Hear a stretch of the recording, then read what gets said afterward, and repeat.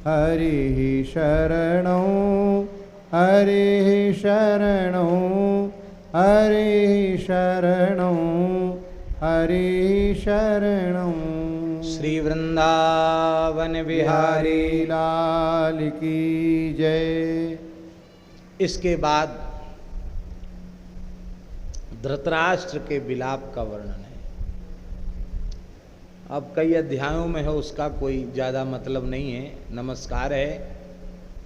उनके विलाप का एक ही उत्तर देते हैं संजय महाराज, अब रोने से क्या मिलेगा, ये सब आपके ही पापों का परिणाम है जिसे सब भोग रहे हैं। आप दुर्योधन की निंदा कर रहे हैं, उसका दोष तो है ही है, आपका दोष भी कम नहीं है। आपने अपने भाई के पुत्रों के साथ जो अन्याय किया है उसका परिणाम आपको भोगना पड़ रहा है। बोले एक बात और बता दो संजय, तुम तो दिव्य दृष्टि संपन्न हो, पांडवों में कितने वीर बचे हैं और हमारे पक्ष में कितने वीर बचे हैं। तो जब अपने पक्षों में इसने देखा कि तो 3 हिस्सा सेना खत्म, चौथाई बची है, बड़े बड़े वीर चले गए, तो धृतराष्ट्र सिंहासन से लुढ़क कर गिर गए, बेहोश हो गए, महल में करुण क्रंदन हो गया। जैसे तैसे पानी सींच कर पंखा करके होश में लाए धृतराष्ट्र को, बहुत दुखी हैं। बोले आगे कथा सुनाओ। आगे की कथा सुना रहे हैं संजय जी। अश्वत्थामा को सेनापति बनाया जाए, एक मत था, किंतु अश्वत्थामा ने कहा नहीं नहीं, महात्मा कर्ण को सेनापति के पद पर अभिषिक्त करना चाहिए। सेनापति के पद पर कर्ण का अभिषेक संपन्न हुआ। बहुत शास्त्र विधि से अभिषेक संपन्न हुआ और ब्राह्मणों का बड़ा भक्त है कर्ण। कर्ण ने ब्राह्मणों को बहुत दान पुण्य किया है, ब्राह्मणों से आशीर्वाद प्राप्त किए हैं, जय जयकार हुई है, सिंहनाद हुआ है वीरों में। और कर्ण के सेनापतित्व में कौरवों की सेना ने सुसज्जित होकर प्रस्थान किया है। कुरुक्षेत्र के मैदान में पहुंचकर अपने शिविर से मैदान में पहुंचने के बाद कर्ण ने आज मकर व्यूह का निर्माण किया है।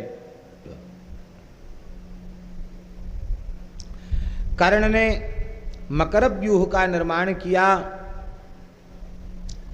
और इसके उत्तर में अर्जुन ने अर्धचंद्राकार व्यूह की रचना की है और युद्ध का आरंभ हुआ। इस युद्ध में पहले दिन के इस कर्ण के सेनापति वाले युद्ध में आज 16वें दिन का युद्ध है। 10 दिन भीष्म जी का युद्ध, 5 दिन द्रोणाचार्य का युद्ध, कितने हो गए 15। अब 16वें दिन का युद्ध कर्ण का युद्ध आरंभ है। इसमें एक क्षेम धूर्ति नामक एक महावीर का बड़ा भारी पराक्रम का वर्णन है। इसने महाराज खलबली मचा दी पांडवों की सेना में। क्षेम धूर्ति ने कोई उसका प्रतिकार नहीं कर पा रहा था। भयंकर गजसेना लेकर के वह आक्रमण कर रहा था। जहां किसी से कोई काम न बने वहां भीम दादा को भेजा जाता था। भीमसेन ने कहा चिंता मत करो, इसको अकेले ही हम संभाल लेंगे। भीमसेन ने युद्ध किया। एक भयंकर तोमर भीमसेन की छाती में इसने धसा दिया। रक्त की धाराएं निकल पड़ी, लेकिन भीमसेन बड़े पराक्रमी हैं। उन्होंने कूद करके क्षेम धूर्ति के धनुष को तोड़ डाला और तोड़ करके उसे पीड़ित किया। अब तो क्षेम धूर्ति उसके हाथी को जब भीमसेन ने मार डाला तो वह हाथी से कूद करके भीमसेन के ऊपर दौड़ा और ढाल तलवार से उसने भीमसेन के ऊपर प्रहार करना चाहा। तब तक भीम दादा ने इसके प्रहार करने के पहले ही ऐसी अपनी गदा पटकी इसकी खोपड़ी पे, इसके हाथ पांव सब, इतना बड़ा वीर था पता नहीं कहाँ चले गए, सब चटनी बन गया। ऐसी पटकी अपनी गदा, इसका संहार हो गया। दोनों सेनाओं का इसके बाद भयंकर युद्ध हुआ है। दुर्योधन के वसुवती बिंद अनुबिंद का सात्यकी ने वध कर दिया है, जो उज्जैन के राजा थे, भगवान श्री कृष्ण के खास साले थे, मित्रवृंदा के भाई बिंद अनुबिंद, इनका भी वध हो गया है। द्रौपदी पुत्र श्रुतकर्मा और प्रतिबिंद, इन्होंने चित्रसेन और चित्र का वध किया है। और आज 16वें दिन के युद्ध में कर्ण के सेनापति रहते हुए कौरव सेना भाग खड़ी हुई। तब अश्वत्थामा ने सेना को बटोरा और भीमसेन को ललकारा और कहा कि आ जाओ सामने, ये तुमने थोड़े छोटे मोटों को तुमने समाप्त कर दिया, तो इससे तुम बहुत बड़े बलवान या वीर नहीं हो सकते, हमसे टकराओ। भीमसेन ने कहा कोई बात नहीं, आप तो गुरु जी के पुत्र हैं, आप लड़ना चाहते हैं तो आप ही लड़ लीजिए। भीमसेन के वज्र तुल्य वक्षस्थल को कान तक खींची हुई प्रत्यंचा से छोड़े हुए तीक्ष्ण बाणों से अश्वत्थामा ने विदीर्ण कर दिया। पर महाबली भीमसेन गहरे घाव होने पर भी जोर के गरजते हैं और उन्होंने कहा कि हम एक कहते हैं नहले पर दहला, अभी हम तुमको देखते हैं। तो महाराज उसी समय भीम दादा ने 1000 बाण एक साथ धनुष की प्रत्यंचा से खींचकर छोड़े और जो गुरुपुत्र की छाती में जाकर महाराज ततस्सर सहस्रेण सुप्रयुक्तेन पांडवा द्रोणपुत्रम अवच्छाद्य सिंहनादम अमुंचत। सिंहनाद का 1000 बाण छोड़ करके अश्वत्थामा ने अपने बाणों से उनके बाणों को काटा और फिर ललाट में नाराज से प्रहार किया। और महाराज उस समय भीमसेन की बड़ी शोभा हुई। श्री जानकी नाथ भगवान की जय जय श्री राधे।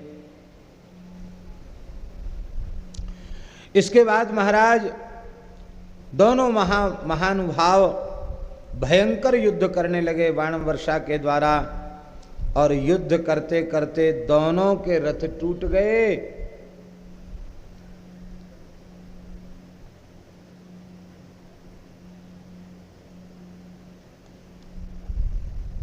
आप इधर विराज जाते, ये खाली।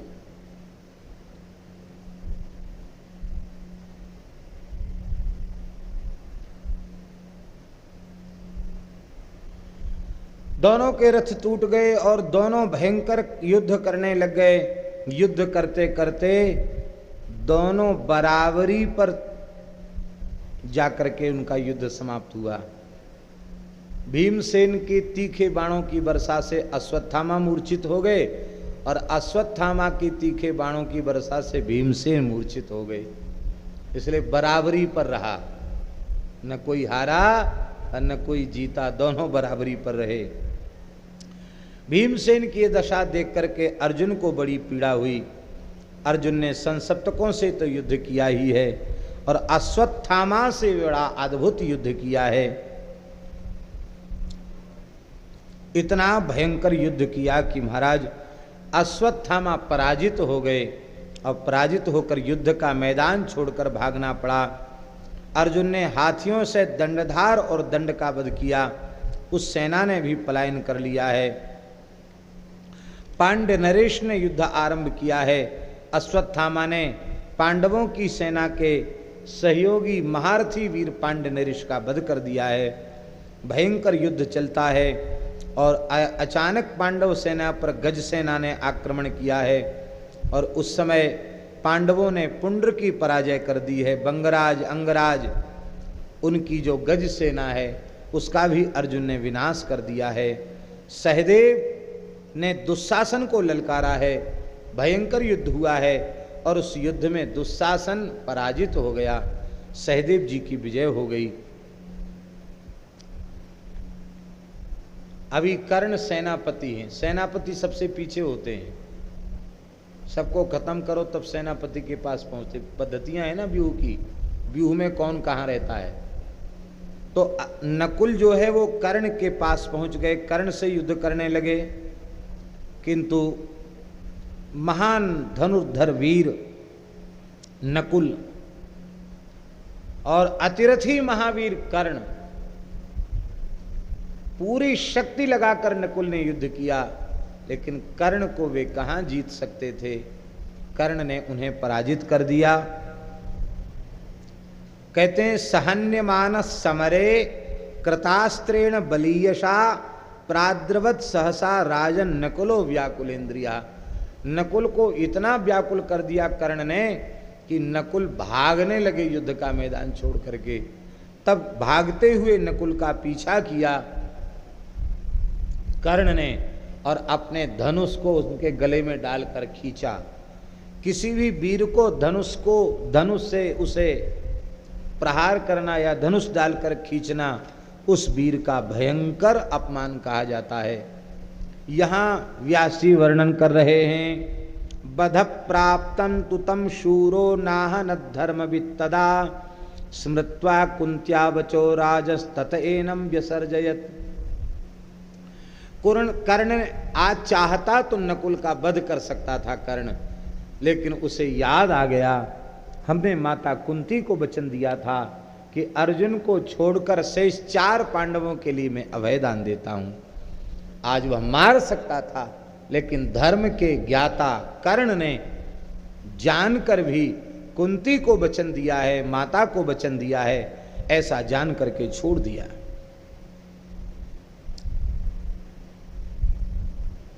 युयुत्सु, युयुत्सु से परिचित हैं आप लोग? काय को महाभारत की कथा सुन रहे हैं। अब आप लोगों की भी गलती नहीं है, कहूं कहां तक याद किया जाए महाराज, पोथी नहीं है पोथा है। बहुत विराट ग्रंथ है, समुद्र है महाराज। युयुत्सु धृतराष्ट्र का पुत्र है और यह 101 माह है। 100 पुत्र गांधारी के गर्भ से उत्पन्न हुए हैं और एक पुत्र युयुत्सु वैश्य जाति की कन्या से उत्पन्न हुआ है। एक वैश्य जाति की कन्या को भी उन्होंने अपनी पत्नी के रूप में स्वीकार किया था धृतराष्ट्र ने, उसके गर्भ से भी एक पुत्र हुआ, इसी का नाम हुआ युयुत्सु। जिस समय कौरव और पांडव दोनों सन्नद्ध होकर युद्ध के लिए खड़े थे और श्री युधिष्ठिर अपने से बड़ों को प्रणाम करके आज्ञा लेकर आए, उसी समय युधिष्ठिर ने चिल्ला करके कहा, भाई मैं दोनों सेनाओं के मध्य खड़ा हूं, ये धर्म युद्ध है, कोई बुरा नहीं मानेगा। यदि हमारे पक्ष का कोई वीर संकोच के कारण हमारे पक्ष में लड़ रहा हो, उसकी इच्छा हो कि हम कौरव दल में सम्मिलित हो जाएं, तो मैं अनुमति देता हूं, जो चाहे वो कौरवों के पक्ष में जा सकता है। और कोई कौरवों के पक्ष में नीति न्याय धर्म न समझता हो और यदि चाहता हो कि हम ईमानदारी से धर्म के पक्ष में लड़ें, तो हम स्वागत करते हैं उसका, हमारी तरफ आकर लड़ सकता है। उसमें पूरी कौरव सेना में एकमात्र युयुत्सु ऐसा था जो आया है। युधिष्ठिर ने हृदय से लगाया और युधिष्ठिर ने कहा, लगता है भाई युयुत्सु, वृद्ध धृतराष्ट्र की बुढ़ापे की लकड़ी का सहारा तुम ही बनोगे, तुम्हारे द्वारा ही पिंडदान जलदान प्राप्त होगा। और ऐसा ही हुआ। युयुत्सु से ही धृतराष्ट्र का वंश चला, 100 तो खत्म हो गए। ये युयुत्सु हैं। उलूक, उलूक से परिचित हैं। शकुनी का पुत्र उलूक पांडवों की ओर से दूत बन के भगवान गए और कौरवों की ओर से दूत बन के शकुनी का बेटा गया। शकुनी का बेटा माने दुर्योधन का ममेरा भाई उलूक। देखो नाम भी धरना नहीं आया। चतुर ही मूर्ख होते हैं। शकुनी इतना चतुर था, नाम तो बढ़िया रख लेता अपने पुत्र का। उलूक माने उल्लू होता है। उलूक और युत्सु का युद्ध हुआ और युत्सु पलायन कर गया, पराजित होकर भाग गया। युत्सु प्राण बचाते हुए। शतानीक और धृतराष्ट्र पुत्र श्रुतकर्मा का युद्ध हुआ और श्रुतसोम और शकुनी का घोर युद्ध हुआ। शकुनी भी बड़ा पराक्रमी था, बड़ा भारी वीर था।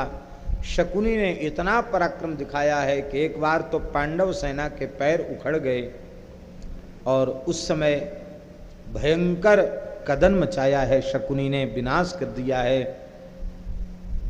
कृपाचार्य अपने बहनोई द्रोणाचार्य की मृत्यु के बाद बड़े क्षुब्ध हैं, दुखी हैं और उन्होंने भयंकर युद्ध में ललकारा है धृष्टद्युम्न को, अरे गुरुघाती तू मुझसे युद्ध कर। सेनापति है पांडव सेना का।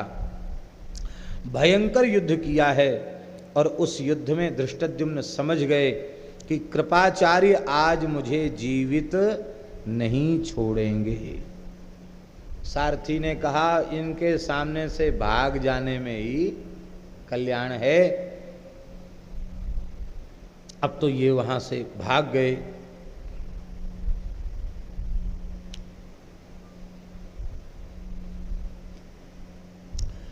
अर्जुन ने श्रुत, संजय, सौश्रुति, चंद्रदेव, सत्यसेन आदि अनेक महारथियों का वध किया है और संसप्तकों का संहार किया है। ये संसप्तक बड़े वीर थे। एक क्षत्रियों के समूह को ही संसप्तक कहा गया। उन्हें समाप्त किया है। युधिष्ठिर और दुर्योधन का भी युद्ध इसी पहले दिन 16वें दिन हुआ है। उस युद्ध में युधिष्ठिर विजयी हुए और दुर्योधन की पराजय हुई है और इसके बाद फिर संग्राम अपनी चरम सीमा पर पहुंच गया है। बड़ा भारी अमर्यादित संग्राम हुआ है। दुर्योधन पराजित होकर के भाग खड़ा हुआ युधिष्ठिर के सामने से। कहते हैं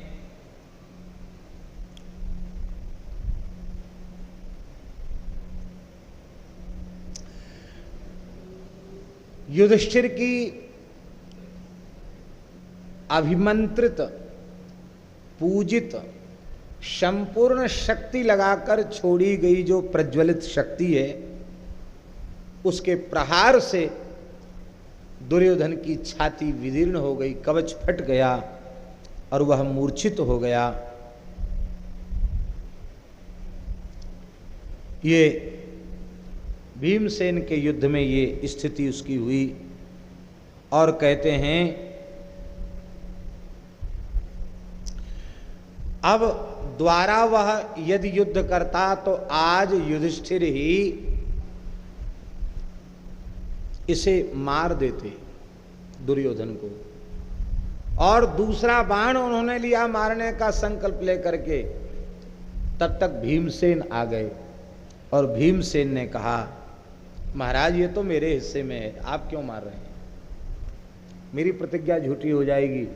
मैंने दुर्योधन के सहित इसके सभी भाइयों को मारने की प्रतिज्ञा की है। तब युधिष्ठिर ने इसको मारने का विचार छोड़ दिया।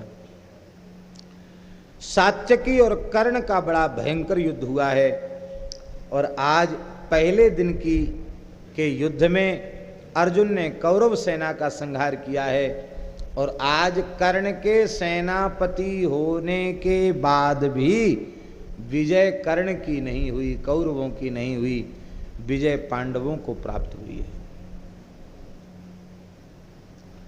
सबसे ज्यादा आशा लगा करके बैठा था दुर्योधन कर्ण के ऊपर लेकिन कर्ण के सेनापतित्व में जो कर्ण यह कहता था कि सारी पांडवों की सेना मेरे लिए आधे दिन की नहीं है, और आधे दिन की क्या चले, पूरा दिन हो गया, सवेरे से रात हो गई लड़ते लड़ते, और फिर भी कौरव भाग खड़े हुए। पराजय कौरवों के पक्ष में गई, विजय पांडवों के पक्ष में गई।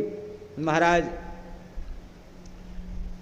जैसे आजकल भी पार्टियां बहुत अधिक पराजय को से ग्रसित होकर आत्ममंथन करने को मजबूर हो जाया करती हैं, उनमें गंभीर मंथन चलता है, क्या कारण है, हमारी पराजय का कारण क्या है। ठीक इसी प्रकार से कौरवों में आत्ममंथन शुरू हुआ, क्या कारण है, और अंत में दैव की प्रबलता ही मुख्य बताई गई। ऐसे जो लोग होते वो अपना दोस्त तो मानते नहीं, बोले क्या करें, हमारा तो भाग्य ही खोटा है, हैं, पांडवों का भाग्य अच्छा है, हमारा भाग्य खराब है, ऐसा कहने लग गए, अपने कर्मों को दोष नहीं देते हैं। अरे नारायण, भाग्य बनता कैसे है, ध्यान से सुने, भाग्य कहां से आया, अपने कर्मों के द्वारा ही अपने भाग्य का निर्माण होता है। हमने जो पूर्व में कर्म किए थे उनसे हमारे भाग्य का निर्माण हुआ है, जैसा हम करेंगे वैसा हमारे आगे भी भाग्य का निर्माण होगा। तो हम अपने कर्मों के द्वारा अपने भाग्य विधाता स्वयं हैं, पर सज्जन पुरुष सत्कर्म करके अपने भाग्य को उन्नत करता है। और महाराज नीच पुरुष वो अपने पाप का परिणाम भोगता है और गाली देता है भगवान को, भाग्य को, करे हमारे साथ बड़ा बुरा हुआ। एक बात बता दें आप लोगों को, किसी का भाग्य बड़ा खराब हो, ज्योतिषियों के अनुसार हाथ की रेखाएं खराब हों, वो द्विजाति हो, सत्य सदाचार का पालन करे और विधि पूर्वक शालिग्राम जी की नित्य सेवा करे, और शालिग्राम जी को बढ़िया सुगंधित भारतीय देसी गाय का घी अथवा सुगंधित इत्र लगा करके मूल मंत्र का उच्चारण करके कम से कम 108 बार उनको ऐसे ऐसे करे। अब फिर 1000 तुलसी चढ़ावे, सहस्रार्चन करे।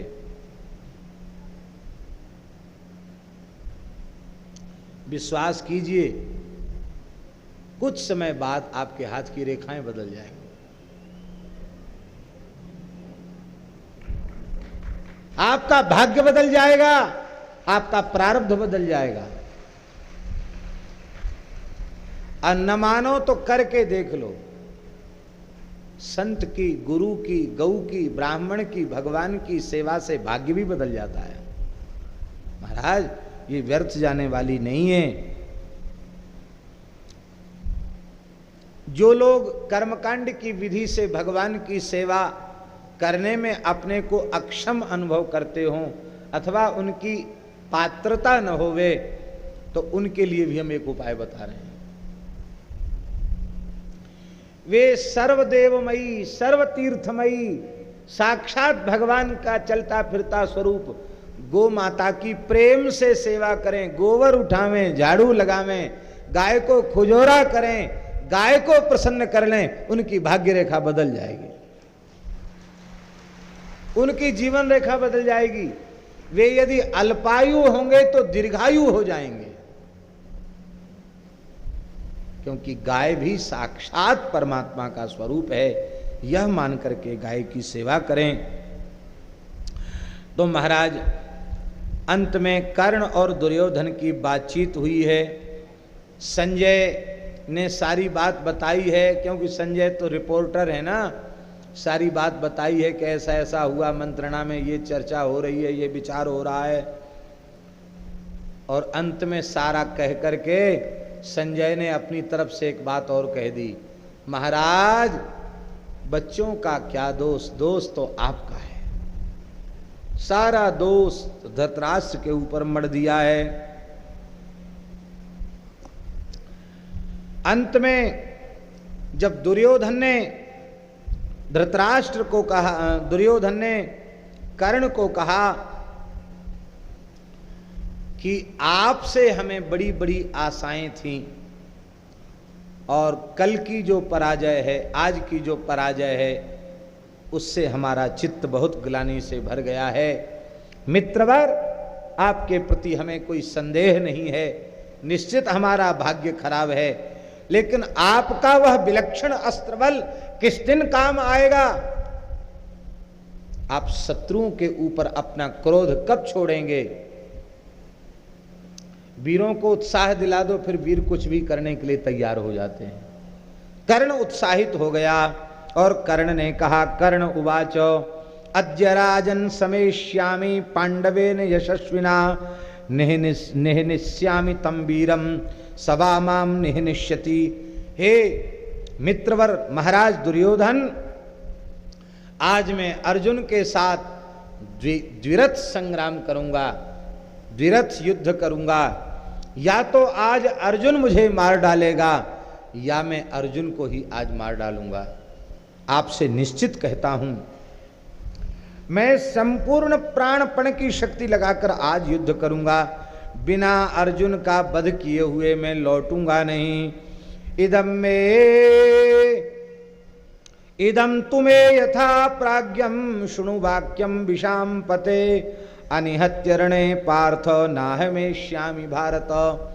बिना अर्जुन का वध किए मैं लौट के नहीं आऊंगा। फिर कई कारण गिनाए। बोले मेरे पास कवच कुंडल था, वो भी अब नहीं है। मेरे पास इंद्र की दी हुई शक्ति थी, उसको भी तुम लोगों के कहने से मैंने घटोत्कच पर चला दिया, अब वो भी मेरे पास नहीं है। कृष्ण जैसा सारथी भी मेरे पास नहीं है। अर्जुन के जैसा रथ भी हमारे पास नहीं है। और वह विलक्षण बानर जो ध्वजा पर बैठकर गर्जना करता रहता, वो बानर भी हमारे पास नहीं है। अर्जुन के पास अक्षय 2 तरकस हैं, हमारे पास वह भी नहीं है।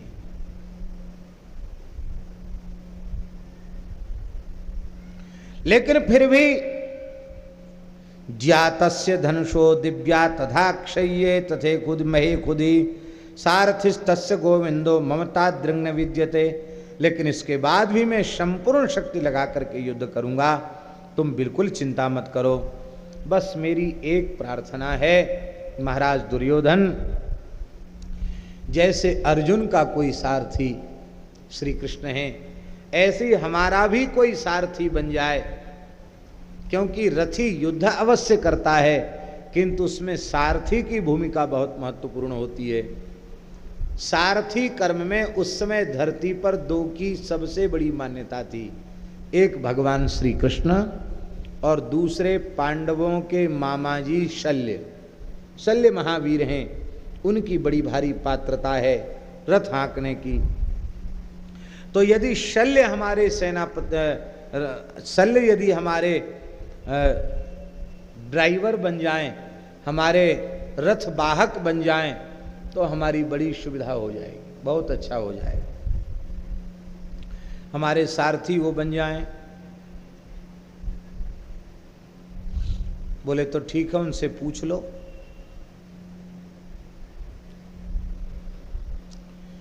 जैसे ही दुर्योधन ने शल्य से कहा, हे मामा जी, आप पांडवों के मामा जी हैं तो हमारे भी मामा जी ही हुए। मामा जी, आप हमारे सब प्रकार से पूजनीय हैं। तथा मद्रेश्वरद्यास राध्य त्वम राधेयम प्रतिपालय। तुम कर्ण का पालन करो, कर्ण के सारथी बन जाओ। क्योंकि ये कर्ण एकमात्र ऐसा है, कर्णो ह्येको महाबाहु अस्मत् प्रिय हिते रतः। एकमात्र कर्ण ही हमारे हित में लगा हुआ है। इतना सुनते ही शल्य क्रोध में तिल मिला उठे, अपने आसन से उठकर खड़े हो गए। विशिखाम भ्रुकुटिम बद्ध्वा कृत्वा धुन्नन हस्तौ पुनः पुनः, बार बार अपनी भुजाओं को उछालते हुए शल्य गर्जना करते हुए खड़े हो गए और उन्होंने कहा, गांधारी नंदन दुर्योधन, तुमने आज हमारा घोर अपमान किया है। एक सूत पुत्र का मैं सारथी बनूंगा? मैं मद्र देश का मूर्धाभिषिक्त राजा हूं, कुलीन क्षत्रिय हूं, इसका सारथी मैं नहीं बन सकता, और मैं इसको किसी भी प्रकार से अपने से ज्येष्ठ श्रेष्ठ नहीं गिन सकता। इसलिए तुम जितना चाहो उतनी सेना हमको दे दो, हम उसको समाप्त कर देंगे, लेकिन इस प्रकार से हम इसके सारथी नहीं बन सकते। और तुमने जो हमारे ऊपर संदेह करके मेरा अपमान किया है, हम उसे भी क्षमा नहीं कर सकते।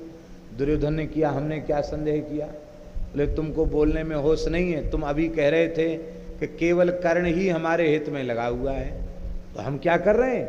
हम अपने खास भांजे नकुल सहदेव को छोड़ के तुम्हारे पक्ष में लड़ रहे हैं, और तुम कह रहे हो कि हमारे हित में तो केवल कर्ण है, तो धर राखो कर्ण को।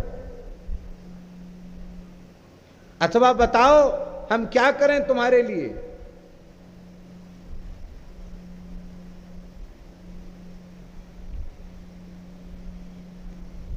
न क्षत्रियो वै सूतानाम शृणुयाच्च कथंचन। क्षत्रिय कभी सूत का सेवक नहीं हो सकता, ये मैं सुन भी नहीं सकता। आपृच्छेत्वाद्य गांधारे गमस्यामि गृहाय वै। अब मैं इस अपमान को सहन नहीं कर सकता, मैं अभी दंड दे सकता हूँ इस अपमान करने वालों को, लेकिन मैं तुम्हारा मित्र हूँ, मारूंगा नहीं। मैं अब जा रहा हूँ, लौट कर अपने घर जा रहा हूँ। ऐसा कह करके शल्य वहाँ से उठ करके जाने लगे। दुर्योधन ने हाथ पकड़ लिए और हाथ पकड़ करके कहा, दुष्टों की प्रशंसा से सदा सावधान रहना चाहिए।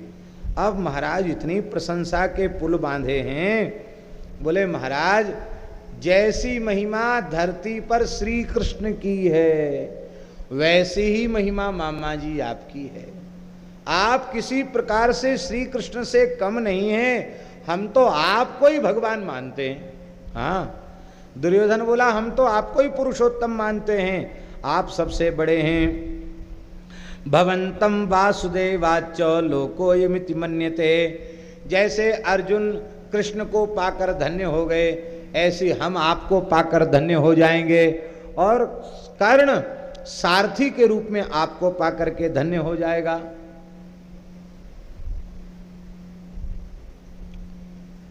जब बहुत बड़ाई की तो शल्य ठंडे पड़ गए। ठंडे पड़ के बोले कि ठीक है, जब तुम इतनी बड़ाई कर रहे हो हमारी, तो हम सारथी तो बन जाएंगे, लेकिन सशर्त, बिना शर्त सारथ्य नहीं करेंगे हम। शर्त है हमारी। क्या शर्त है? उत्सृजेयम यथा श्रद्धा अहम वाचोस्य सन्निधौ शमयश्चि ही वे वीर कश्चित वै कर्तनम प्रति। कर्ण के साथ हमारी एक ही शर्त है कि हमारे मन में जो आएगा हम इससे बोलेंगे। हमारे मन में जो आएगा वो हम बोलेंगे, इसको सुनना पड़ेगा। ये सुनकर रह सके तो रहे, नहीं तो फिर हमारी बस यही शर्त है। कर्ण ने कहा, ये भाई बहुत अच्छी बात, सारथी को कृष्ण के जैसा होना चाहिए, गीता का उपदेश तो सुनावे कम से कम, और गीता का उपदेश ना दे के गालियां दे, ऐसा सारथी ठीक नहीं है। सारथी वही अच्छा होता है जो रथी के अनुकूल हो। हम कहें सारथी से कि इतनी गति से चलो, और सारथी कहे कि आप कहते 50 की गति से चलो, हम तो 150 की गति से चलेंगे, और कहे मर गए तो बोले बहुत अच्छी बात, संसार चक्र छूट जाएगा।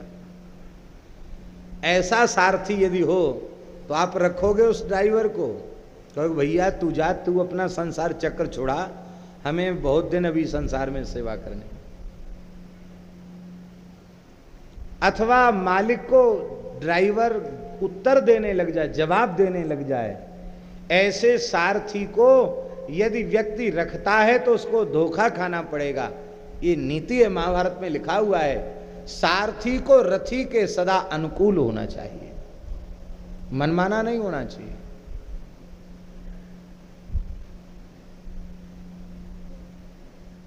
सारथी यदि बिगड़ जाए, उसके व्यवहार में, उसके चरित्र में, उसके क्रियाकलाप में यदि कोई भयंकर खोट दिखाई पड़ जाए, पकड़ में आ जाए और व्यक्ति का अविश्वास हो जाए, तो नीति के अनुसार उसे एक क्षण नहीं रखना चाहिए, हाथ जोड़ के विदा कर दो। पता नहीं कब गाड़ी पटक दे, कब टकरा दे, कोई ठिकाना नहीं। इसलिए सारथी ही मुख्य होता है, सारथी की महिमा होती है। तो सारथी को ये अनुमति तो नहीं है कि वो चाय जैसी बात करे। बोले अनुमति नहीं है तो फिर हम नहीं बनेंगे सारथी, सूतपुत्र के सारथी नहीं बनेंगे। कर्ण ने भी कहा ये बात तो अच्छी नहीं है, लेकिन अब क्या किया जाए। दुर्योधन ने कहा मित्रवर, हमारे लिए आपने बहुत कुछ सहन किया है, इतना और सहन कर लो क्या है। बोले हाँ ठीक है, चलो तुम्हारे लिए गालियां भी खा लेंगे, कोई बात नहीं। और महाराज, जो दुर्दशा शल्य ने कर्ण की है, भगवान करे ऐसा सारथी किसी को न मिले। यदि शल्य ऐसा तेजोवध नहीं करता कर्ण का, तो हम समझते हैं कि यदि भीष्म जी 10 दिन लड़े और द्रोणाचार्य 5 दिन लड़े, तो हमारा विश्वास है 5-7 दिन से कम कर्ण नहीं लड़ता। इतनी ताकत कर्ण में थी। महान शक्तिशाली है कर्ण। भगवान परशुराम से दिव्यास्त्रों की शिक्षा प्राप्त की है उसने, साक्षात सूर्य का पुत्र है, महान सदाचारी है कर्ण। लेकिन इसी ने नीचा दिखा दिखा करके उसको इतना भीतर से लुंज पुंज बना दिया कर्ण को, कि कर्ण भी एकदम भीतर से हताश और निराश हो गया। ऐसा हुआ। कोई झूठ बात हो ना, उसको भी आप बार बार कहने लग जाए तो झूठ भी सच्ची हो जाती है। एक पंडित जी को कहीं किसी भगत ने एक बकरा दे दिया। पंचतंत्र की कथा है। पंडित जी ने सोचा कि गरीबी है, कोई बात नहीं, बकरा ही सही, कुछ ना कुछ तो मिला, लिया क्या। बकरा लेके कंधे पर पंडित जी चले। कुछ ठग मिल गए। उन्होंने देखा कि अरे इतना मोटा ताजा बकरा, पंडित जी क्या करेंगे, ये तो फलाहारी हैं, शाकाहारी हैं, हम लोगों का तो जिह्वा का स्वाद बन जाएगा, तो ये बकरा कैसे पंडित जी से छीना जाए। पंडित जी ने तो इसलिए ले लिया था कि चलो कोई बात नहीं, काम में नहीं आएगा, कोई लेगा, कुछ भेंट दक्षिणा मिल जाएगी, घर का काम चलेगा, इसलिए ले लिया था।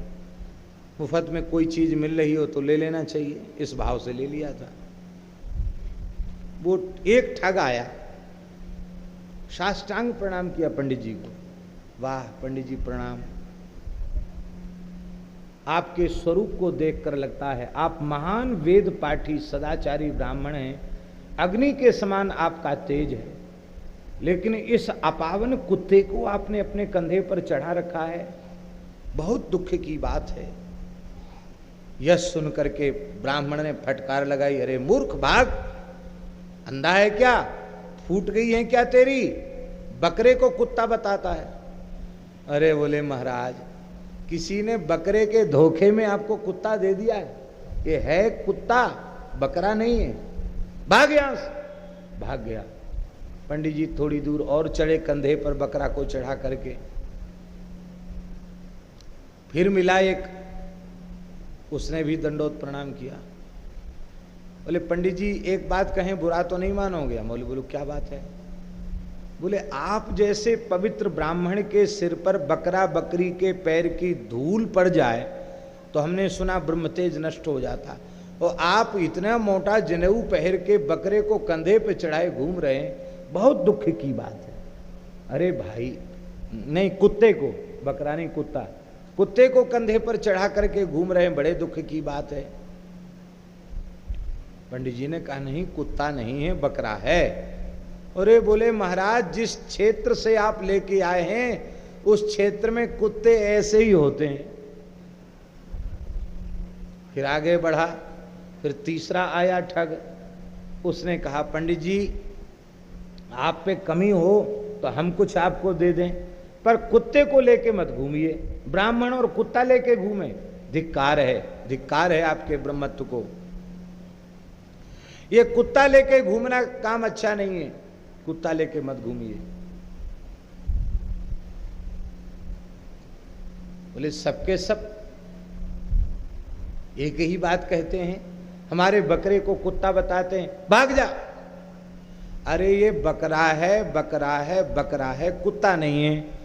ठग बोला तीसरा, कुत्ता है, कुत्ता है, कुत्ता है, बकरा नहीं है, भाग जाओ, चला गया। फिर चौथा ठग आया, उसने भी कहा पंडित जी बहुत गलत बात है, आप जैसे सदाचारी ब्राह्मण कुत्ते को कंधे पर चढ़ा के घूमे, सारी दुनिया क्या कहेगी। भले ही कोई शर्म संकोच में आपसे कुछ ना बोले, लेकिन हम तो आपके हितैषी, हम तो बिना बोले रहेंगे नहीं। आपको ऐसा नहीं करना चाहिए। इतने पढ़े लिखे विद्वान ब्राह्मण के दिमाग में आया उस चौथे के जाने के बाद कि एक झूठ बोल सकता, दो झूठ बोल सकते, इतने लोग मिलकर के कुत्ता बता रहे हैं तो कहीं कुत्ता तो नहीं है। और उसने अपने कंधे से उतारा और उतार कर इतना उसे भ्रम हो गया कि बकरा ही कुत्ता के रूप में दिखने लगे। बोले हाँ कुत्ता तो है। अलग अलग प्रजाति के कुत्ते होते ना, देखा होगा, तरह तरह के कुत्ता लोग विदेश से खरीद के लाते हैं, विचित्र प्रकार के कुत्ता। हो सकता है इस नस्ल का भी कोई कुत्ता होता हो। अरे बकरा के धोखे कुत्ता दे दिया और छोड़ के चला गया। और चोर तो वहीं जंगल में घुसे थे, उन्होंने काम तमाम कर दिया, बकरा को पकड़ लिया। झूठ बात को भी बार बार कई लोगों के द्वारा कहा जाता है, तो कई बार पढ़े लिखों को भी भ्रम हो जाता है, वे झूठ को ही सत्य मानने लग जाते हैं। ऐसा हो जाता है। तो कर्ण को बहुत ही अपमानित किया है शल्य ने। आगे आप लोग श्रवण करेंगे। और शल्य ने कर्ण का सारथी बनना स्वीकार कर लिया। और उस समय कर्ण ने कहा अब हमें शल्य जैसा सारथी मिल गया है, अब या तो अर्जुन हमारे हाथों मारा जाएगा या मैं अब अर्जुन के हाथों मारा जाऊंगा, इसमें किसी प्रकार का संदेह नहीं है।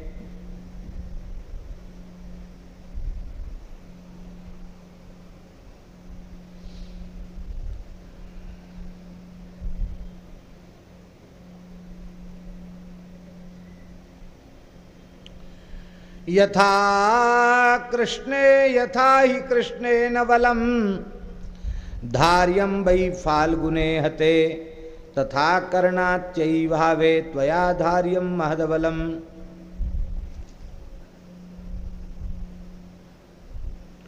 दुर्योधन ने कहा महाराज हमको तो लगता कि अब अर्जुन मारा गया, अभी मरा नहीं, लेकिन दुर्योधन कहता हमको लगता अब अर्जुन मारा गया क्योंकि आप सारथी बन गए हो। तो अब हम सोच रहे हैं, इसी को कहते शेख चिल्ली है। दुर्योधन कह रहा है कि अब हमने तो समझ लिया कि अर्जुन मारे गए आपके सारथी बनते ही। मान लो आज अर्जुन मर ही गए तो फिर पांडवों की सेना को कौन संभालेगा?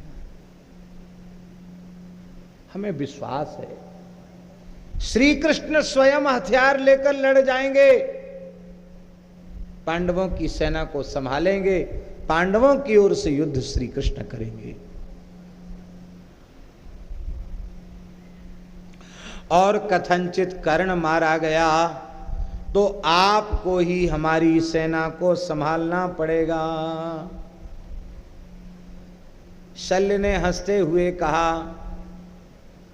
कर्ण के मारे जाने का तो विचार पक्का कर लो भीतर से, लेकिन अर्जुन के मारे जाने का विचार मत करो, वो मरने वाला नहीं है। लेकिन फिर भी तुम बार बार कर्ण को वीर बता रहे हो और मैं कर्ण की निंदा कर रहा हूं। देखो फिर हम अपना शर्त पक्की करवा रहे हैं।